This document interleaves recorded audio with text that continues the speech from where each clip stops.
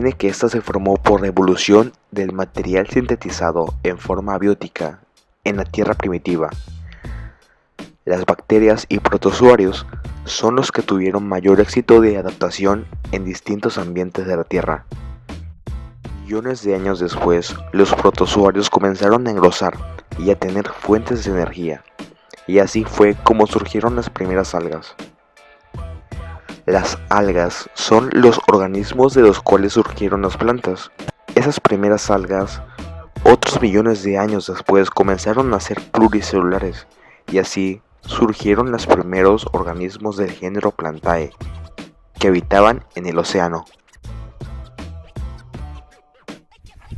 Hace aproximadamente 500 millones de años, las plantas se movieron del medio acuático al medio terrestre, como siempre, las plantas queriendo dominar el mundo.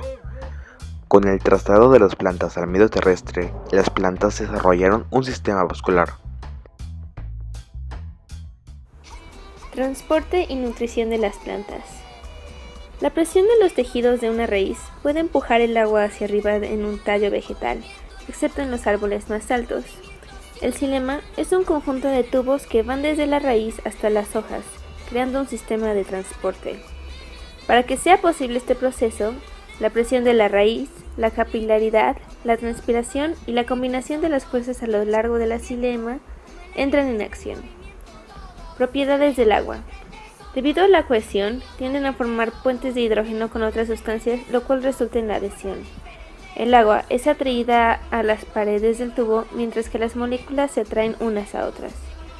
La mayor fuerza en el transporte del agua provee de la evaporación durante la transpiración. El movimiento del agua que sale por las hojas jala el agua del interior desde las raíces a lo largo del sistema vascular. Este proceso es un tirón por transpiración.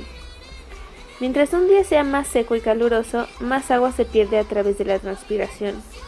Las hojas ayudan a mantener la homeostasis, conservando un constante del contenido del agua. Cuando aumenta la presión de las células por el exceso de agua, los estomas se abren y hacen que el exceso se pierda. Cuando la presión cae, los estomas se cierran, reduciendo la pérdida del agua. La presión osmótica mantiene la rigidez de las hojas y el tallo. La pérdida de agua lleva a la marchitez de las plantas, en el cual las paredes celulares se curvan y pierden soporte.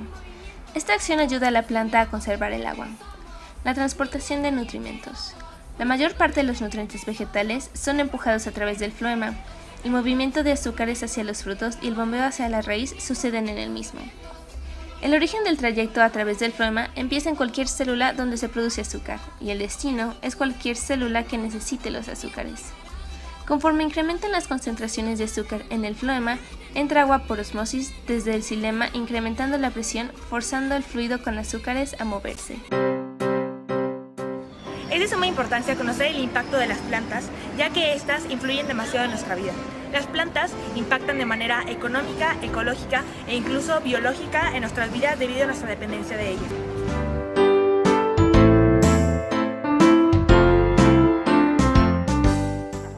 Desde tiempos remotos hasta la actualidad, la humanidad ha dependido de las plantas.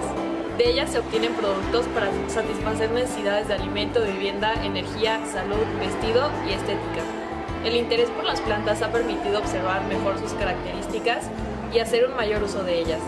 Las plantas tienen un notable valor económico, estético y recreativo, pero sobre todo ecológico.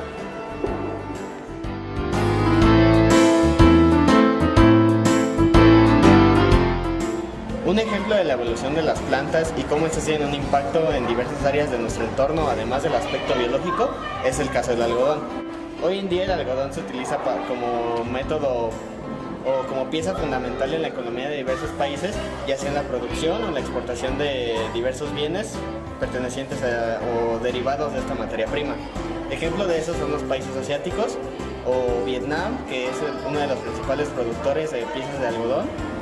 Esa sobreproducción genera una demanda en exceso, una demanda excesiva, la cual hace que el ser humano quiera utilizar en exceso el algodón y de esta manera utiliza demasiado el suelo, desaprovecha sus nutrientes al querer sembrar el algodón y así producir y producir.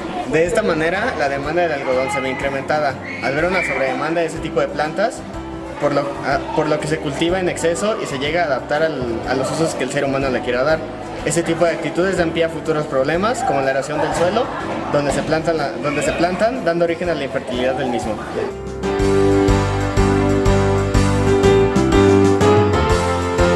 El algodón es una planta que ha ido evolucionando para favorecer el uso a los seres humanos, comenzando con el 2200 a.C., utilizado en Asia no únicamente en el aspecto económico, sino también social, favoreciendo las interacciones globales con las exportaciones, pues es una planta que comenzó a ser más industrializada. Y hoy en día también es una planta que podemos seguir usando en ámbitos como pueden ser la moda, en los textiles o en la medicina, y sigue favoreciendo nuestra economía y las interacciones